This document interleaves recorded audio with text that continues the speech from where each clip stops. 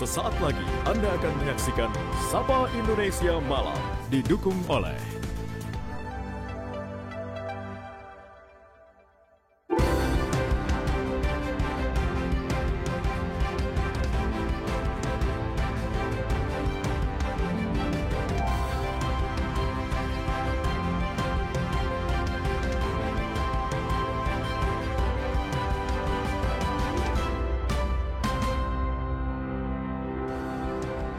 Halo, selamat malam saudara. Sertifikat vaksinasi COVID-19 Presiden Joko Widodo beredar luas di dunia maya. Hal ini terjadi di saat keamanan data penerima vaksin menjadi dipertanyakan banyak pihak. Bagaimana bisa sertifikat vaksin Presiden yang berisi data pribadi bocor? Inilah Sapa Indonesia Malam, saya Sofi Syarif.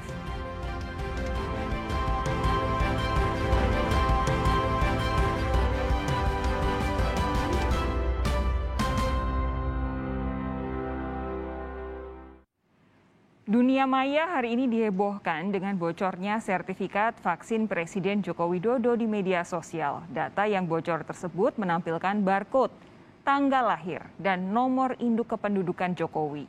Diduga kebocoran data berasal dari laman Komisi Pemilihan Umum. Warganet dikejutkan dengan beredarnya sertifikat vaksin COVID-19 milik Presiden Joko Widodo di dunia maya. Bocornya informasi data pribadi Jokowi berasal dari laman resmi Komisi Pemilihan Umum (KPU) pada bagian form calon Presiden Republik Indonesia untuk pemilu 2019 yang mencantumkan nomor induk kependudukan Jokowi. Setelah nik Jokowi terungkap ke publik, data itu kemudian digunakan warganet untuk mengecek kartu vaksin COVID-19 milik Presiden di aplikasi Peduli Lindungi. Hasil dari pengecekan itu, warganet berhasil menemukan kartu vaksin dosis pertama, dosis kedua, serta form sertifikat vaksin dosis ketiga dan menyebarkannya di media sosial. Menanggapi hal ini, Direktur Jenderal Kependudukan dan Pencatatan Sipil Kementerian Dalam Negeri Zudan Arif Fakhrullah meminta masyarakat tidak melakukan hal itu. Pasalnya ada ketentuan sanksi pidana jika melakukan hal itu. Ini bukan soal kebocoran nik, tetapi menggunakan data orang lain untuk mendapatkan data informasi orang lain, ada sanksi pidananya untuk hal seperti itu. Tutur Zudan seperti dikutip Kompas.com hari ini. Dengan beredarnya sertifikat vaksin Presiden di dunia maya, Menteri Kesehatan Budi Gunadi Sadikin pun memastikan pemerintah kini menutup semua data pejabat dalam aplikasi Peduli Lindungi. Nah, memang tidak nyamannya itu banyak, bukan hanya Bapak Presiden saja, ya, tapi banyak pejabat-pejabat juga yang NIK-nya itu sudah jadi tersebar informasinya keluar, ya. Kita menyadari itu, nah sekarang kita akan tutup untuk beberapa pejabat yang sensitif, yang memang beberapa data pribadinya sudah terbuka, itu akan kita tutup. Tapi saya juga menghimbau nih ke teman-teman, dan ini merupakan pendidikan dari kita. Itu intrusif tuh, itu secara undang-undang ITE tidak boleh. Jadi misalnya, saya sebagai bankir, aku bankir tahu kan, NIK-nya beliau di mana, tahu alamatnya beliau di mana, tanggal lahir segala macam. Kalau kita sebagai bankir memanfaatkan data beliau, itu secara hukum salah, ya. Mudahnya data sertifikat vaksin ini bocor dibuktikan dengan adanya penangkapan sindikat pembuat kartu vaksin palsu yang biasanya diperjualbelikan melalui media sosial. Polisi menyebut salah seorang pelaku merupakan seorang staf pegawai kelurahan yang dapat mengakses data kependudukan. Pelaku memiliki akses ke data kependudukan. Pelaku memiliki akses ke PIKER. Lalu kemudian bekerja sama dengan rekannya untuk menjualnya kepada publik. Mengapa dia memiliki akses data terhadap NIK dan bisa mengakses PIKER? Karena yang bersangkutan adalah pegawai pada kelurahan.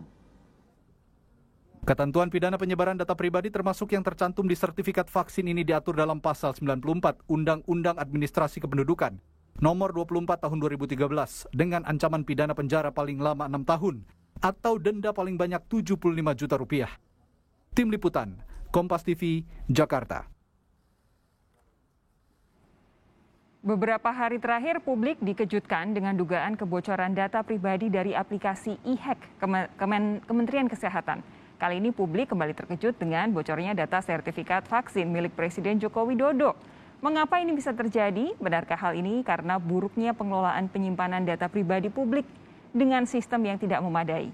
Kita bahas bersama juru bicara Presiden, Fajrul Rahman, serta pakar keamanan siber Cisrak, Pratama Persada. Bung Fajrul, selamat malam. Bung Pratama, selamat malam. Selamat malam. Selamat malam, Kompas TV. Salam sehat. Sehat terus, alhamdulillah. Bung Fajrul, saya mau tanya lebih dulu. Ini masalahnya kan sekarang sudah ketahuan bahwa aplikasi Peduli Lindungi, kalau orang punya nama lengkap, punya nomor induk kependudukan orang lain, kemudian punya nomor teleponnya, dia bisa cek sertifikat vaksinasi milik siapapun. Ini apa yang sudah disampaikan ke kementerian atau lembaga terkait soal ini? Karena Presiden Jokowi saja sertifikat vaksinasinya bisa beredar, bisa dipakai orang jangan-jangan. Apalagi saya begitu yang mungkin secara muka tidak akan sefamiliar Presiden Jokowi. Jangan-jangan sertifikat vaksinasi saya juga bisa diakses orang lain, dipakai untuk ngapa-ngapain. Ya, Sofi, terima kasih. Alhamdulillah sudah ada tindakan cepat dari Menteri Kesehatan, Pak Budi Gunadi Sadikin, melakukan tindakan-tindakan tertentu terhadap data-data dari nama-nama pejabat yang disebutkan beredar di publik.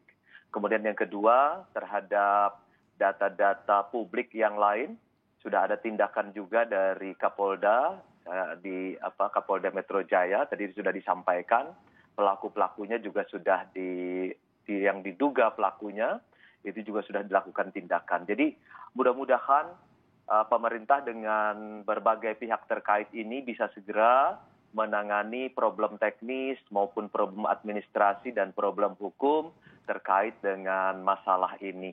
Jadi kami berusaha meyakinkan kepada publik bahwa pemerintah bertindak segera, cepat, terukur bersama dengan pihak-pihak terkait supaya data-data milik publik ini yang terpenting memang data-data milik publik di mana di dalamnya ada nama-nama pejabat tertentu itu bisa dilindungi oleh pemerintah.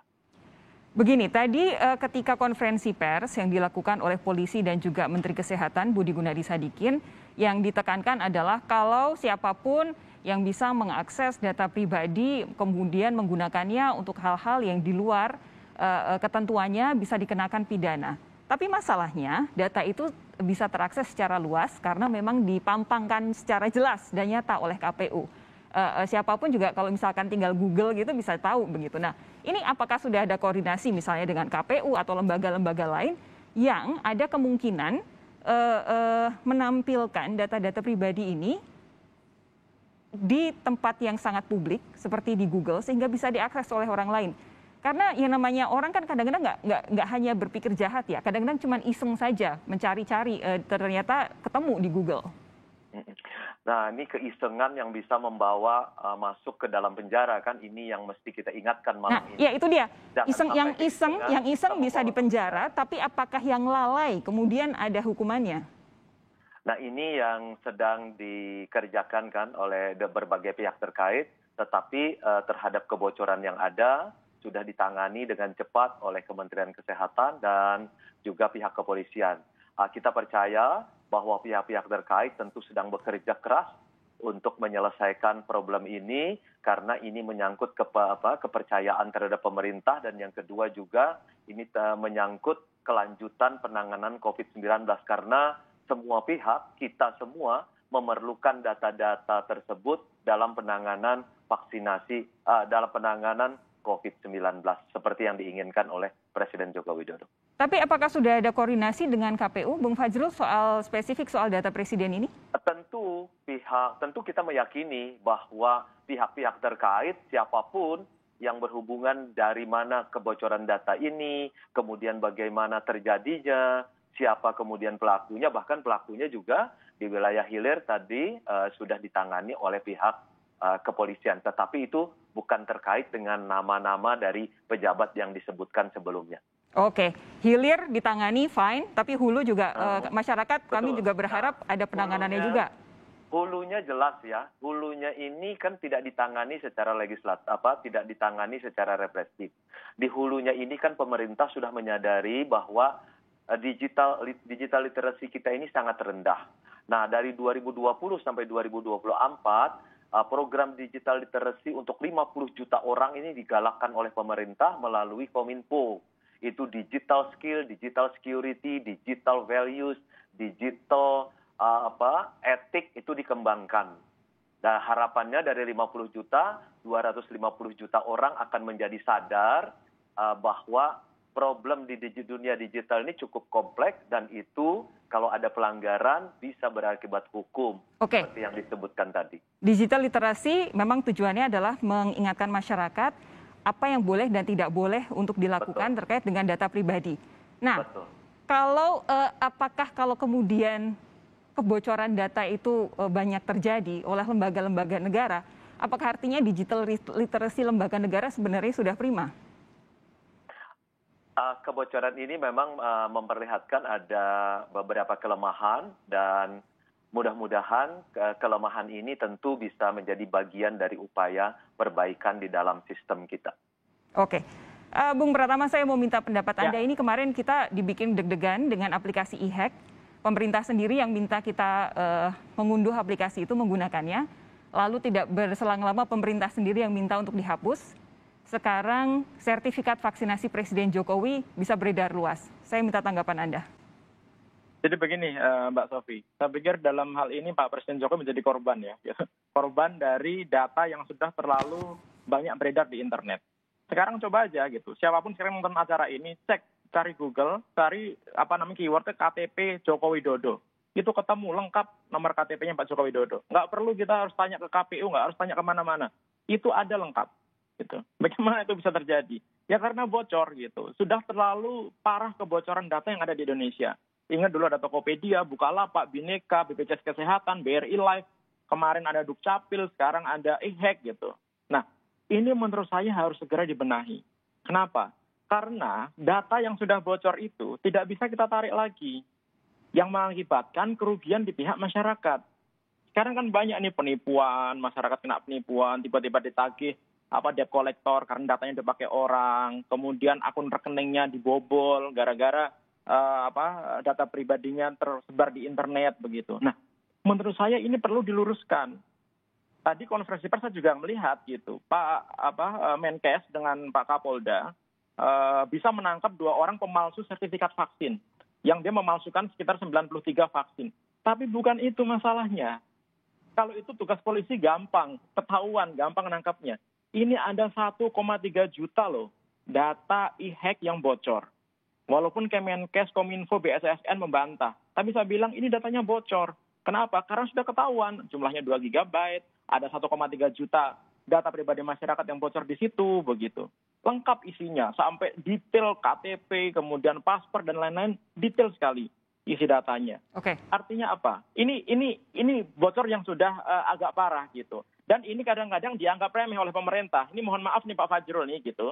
Banyak pembantu presiden yang menganggap ini menganggap ini remeh gitu. Dianggapnya bahwa itu adalah data-data lama gitu. Karena data baru sekarang di aplikasi Peduli Lindungi. Padahal data-data itu adalah data-data yang valid masyarakat Indonesia begitu. Nggak ada data lama, data baru itu nggak ada. Gitu, Mbak Sofi. Ini terus terang gara-gara kejadian sertifikat vaksinasi Pak Jokowi beredar, saya baru tahu, baru benar-benar sadar. Karena selama ini saya mengakses aplikasi Peduli Lindungi ya hanya untuk kepentingan saya pribadi. Dengan data-data saya pribadi untuk misalkan saya mau naik MRT misalnya. Atau saya ingin hendak beraktivitas di tempat yang publik, di tempat umum begitu. Tapi belum pernah saya iseng-iseng mencoba menggunakan data-data orang lain. Baru kali ini saya menyadari bahwa Peduli Lindungi itu asalkan saya punya nama lengkap seseorang, nomor NIK seseorang, nomor telepon seseorang, cukup untuk mengakses sertifikat vaksinasinya. Apa yang bisa Anda sampaikan soal ini? Begini, kita nggak bisa semata-mata menyalahkan masyarakat gitu. Karena ketika masyarakat mencoba memasukkan NIK begitu ya, kemudian keluar datanya, harusnya diberi batasan.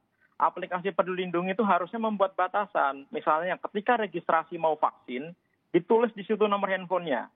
Jadi orang tidak akan bisa mengakses vaksin kartu vaksin lain kalau bukan melalui handphone yang terdaftar itu. Harusnya kayak gitu dong. Sehingga nomor handphone itu hanya bisa untuk mengakses sertifikat vaksin yang menjadi tanggung jawab pemilik nomor handphone itu. Kalau sekarang kan tidak dibuka lebar-lebar.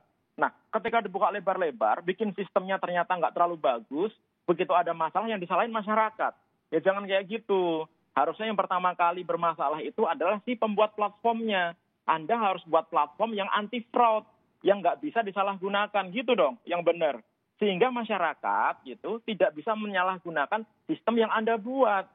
Itu awalnya konsep yang benar itu. Oke, hari Gitu, ini yang juga cukup membuat buah bibir di kalangan warga net begitu adalah ketika Pak Joni Plate ditanya mengenai kebocoran ini dan sertifikat vaksinasi Presiden Joko Widodo, kemudian dilempar ke Kementerian Kesehatan. Pak Menkes. Ya. Apakah ini sebenarnya sudah ada koordinasi? Akan dijawab oleh Bung Fajrul sesaat lagi. Kita jeda sejenak dulu, saudara. Tetaplah bersama kami di Sapa Indonesia Malam.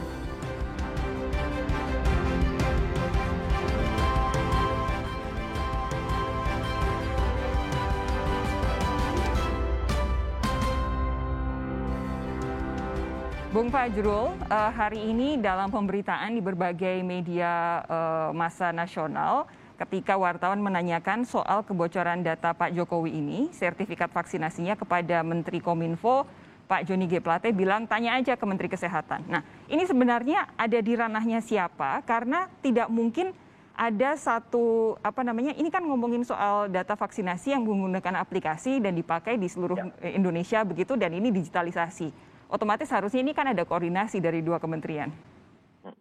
Oke, terima kasih banyak Sophie. Dan pertama tentu terima kasih atas masukan yang diberikan oleh Bung Pratama terhadap upaya-upaya perbaikan dalam penanganan problem digital di Indonesia, termasuk kaitannya dengan aplikasi-aplikasi untuk vaksinasi. Itu yang pertama. Kemudian yang kedua, kita tentu memang menyayangkan kejadian di mana data-data pribadi para pejabat publik termasuk juga publik ini menghadapi problem beberapa hari terakhir ini. Kemudian yang ketiga, langkah-langkah khusus sudah disiapkan untuk mencegah keadaan serupa, termasuk melindungi semua data milik masyarakat. Termasuk tadi kita sudah lihat apa yang dilakukan oleh Menteri Kesehatan dan juga dari pihak Polda, dari pihak Polri. Kemudian yang keempat, Sophie, tentu ada koordinasi yang terus-menerus dilakukan di antara berbagai pihak yang terkait dengan problem digital di Indonesia. Nah, seberapa jauh kerjasama di antara mereka, tentu itu adalah otoritas dari lembaga-lembaga tersebut. Dan terakhir tentu saya ingin menyampaikan, apabila ada memang kekurangan-kekurangan ini akan terus diperbaiki oleh pemerintah, dan apabila ada ketidaknyamanan pada masyarakat, tentu kami meminta maaf terhadap tersebut, dan kami tentu akan bekerja keras untuk memperbaiki semua ini dengan harapan agar kepercayaan akan tumbuh kembali di masyarakat, karena ini juga berkaitan langsung dengan kehidupan kita bersama dalam penanganan pandemi COVID-19 ini. Bung Fajrul, begini, ini tadi ketika NIK Pak Jokowi beredar luas, Menteri Kesehatan bilang sekarang sudah dirapikan dan data para pejabat ditutup. Data para pejabat yang terlanjur beredar ditutup, tapi bagaimana dengan data masyarakat? Pejabatnya dilindungi, masyarakatnya yang bukan pejabat dilindungi juga tidak? Semua dilindungi, kan data pribadi itu kan betul-betul dilindungi oleh hukum. Nah, karena itu ada regulasi yang melindunginya. Jadi saya ingin menambahkan saja, semua data masyarakat dilindungi oleh hukum. Dan pelaksanaan teknisnya memang ada beberapa, tadi disampaikan kekurangan oleh Bung Pratama, insya Allah akan ada terus-menerus perbaikan terhadap hal tersebut. Nah, secara kebijakan tadi sudah saya sampaikan, yaitu yang pertama di bidang hulu, kami akan terus melanjutkan apa yang disebut sebagai digital literacy tersebut, dan di sisi hilir akan ada perbaikan terkait dengan penegakan hukum apabila ada pelanggaran-pelanggaran terhadap dunia digital ini. Ini yang harus jadi disclaimer adalah bahwa sampai dengan saat ini kita belum punya undang-undang perlindungan data pribadi ya, masih rancangan terus. Sudah 2 tahun tapi judulnya masih rancangan terus. Ya, masih dalam pembahasan. Bung Pratama, begini, tadi Anda menyatakan ada ketidakadilan ketika yang ditangkap-tangkapi adalah mereka yang memang menyalahgunakan kebocoran data. Masalahnya mereka menyalahgunakan kebocoran, tapi ada platform-platform, lembaga-lembaga yang lalai untuk melindungi data ini supaya tidak jadi bocor. Kalau kemudian yang memanfaatkan kebocoran itu dihukum, bagaimana dengan yang lalai untuk menjaga kebocoran ini? Nah, itulah kekosongan hukum di Indonesia, Mbak, yang mengakibatkan kenapa kok sekarang kebocoran data selalu terjadi. Karena tidak pernah ada sanksi hukum yang berat terhadap pemilik sistem elektronik yang kedapatan membocorkan data gitu. Kan sekarang nggak ada tuh sanksi untuk misalkan Tokopedia, sanksi untuk BPJS Kesehatan, sanksi untuk BRI Live, nggak ada. Padahal jelas-jelas datanya itu bocor, termasuk data saya juga bocor gitu. Nggak ada. Karena apa? Karena undang-undang atau peraturan perundang-undangan yang ada di Indonesia, itu undang-undang ITE. Itu yang dikejar adalah orang yang melakukan akses ilegal terhadap sistem orang lain begitu. Hacker lah maksudnya yang kena hukuman itu. Tapi ketika kelemahan itu disebabkan oleh sistem yang tidak kuat oleh pemilik platform ini, nggak ada hukumannya. Padahal hacker itu bisa melakukan serangan kalau sistemnya itu lemah. Nah, itu kan. Nah, kemudian tadi juga dibilang bahwa ketika 93 data kartu vaksin palsu itu dikejar hebat-hebatan, habis-habisan gitu, diancam hukuman 6 tahun penjara gitu. Ini yang membocorkan 1,3 juta data penduduk Indonesia ini nggak diapa-apain. Yang membocorkan 279 juta data masyarakat Indonesia di BPJS Kesehatan nggak diapa-apain. Adil nggak ini? Ya nggak adil kalau menurut saya. Oke. Gitu. Oleh karena itu Undang-Undang PDP wajib hukumnya. Ini kan deadlock, Mbak, hampir deadlock. Udah 5 kali masa sidang, mentok ini, gitu. Nah, sebenarnya kalau misalkan kita ada Undang-Undang Perlindungan Data Pribadi, terus terang saya tidak hafal semuanya, hanya beberapa poin-poin saja yang saya tahu isinya dari Undang-Undang Perlindungan Data Pribadi itu. Tapi andaikan saat ini kita punya, apakah itu cukup untuk melindungi hal-hal yang seperti ini? Karena sebentar lagi, dalam waktu 1 tahun ke depan, sertifikat vaksinasi itu pasti akan dipakai dimanapun. Iya, kalau menurut saya sudah lebih dari cukup untuk saat ini ya. Kenapa? Karena di situ ada sanksi administrasi, sanksi denda yang cukup besar sampai 70 miliar kalau tidak salah. Kemudian ada sanksi denda hukuman penjara juga, begitu. Artinya untuk pelanggar data ini, pelanggar kebocoran data ini, gitu. Oke, pelanggar kebocoran artinya yang mengakses atau yang lalai untuk melindungi? Bukan.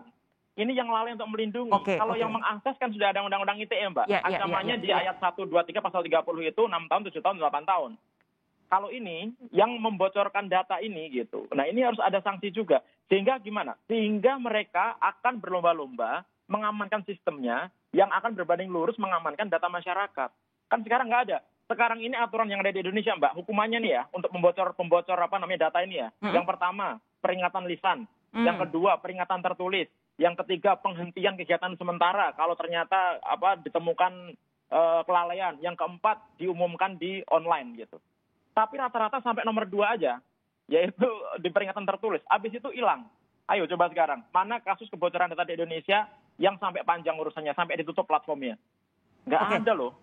Padahal jelas-jelas bocor datanya gitu. Oke, Pak Fajrul, ini mengingat sebentar lagi sertifikat vaksinasi pasti akan dipakai oleh masyarakat secara luas. Urgensi untuk melindungi data pribadi ini semakin tampak. Ketika ini ada kebocoran, oke lah yang mengakses kebocoran itu dihukum. Tapi yang lalai untuk melindungi kebocoran ini kira-kira akan dapat sanksi apa ketika saat ini kita belum punya undang-undang perlindungan data pribadi? Setidaknya apa yang terjadi pada beberapa hari ini akan menjadi masukan empiris yang sangat bagus untuk perbaikan-perbaikan ke depan, terutama dalam perbaikan mengenai perlindungan data pribadi yang kebetulan memang masih dalam pembahasan.